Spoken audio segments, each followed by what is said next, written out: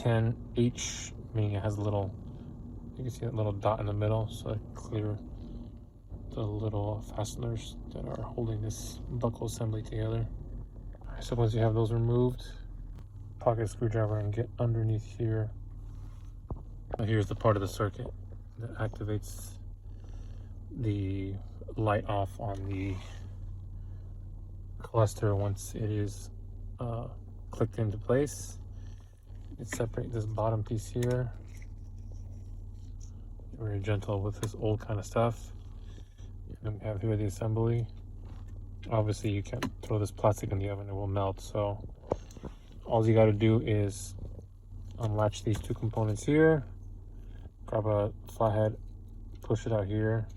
Kind of see I'm doing it now this way, and you'll do the opposite end.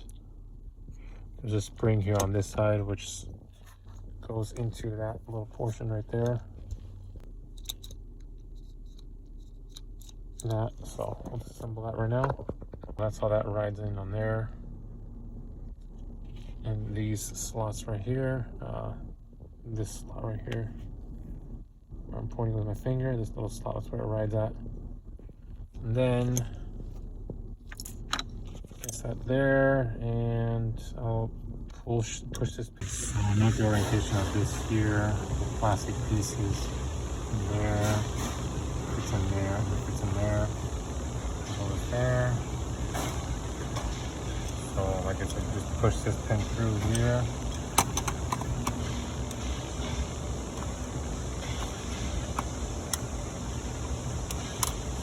It's already backed up on one side.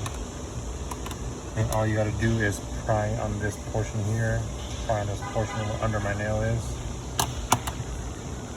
with a pocket screwdriver. It'll all come out. So push this portion down here so that it clears that, and then you can pry, like I said, from the bottom pieces. And you get this bare shell right here, ready for powder coating.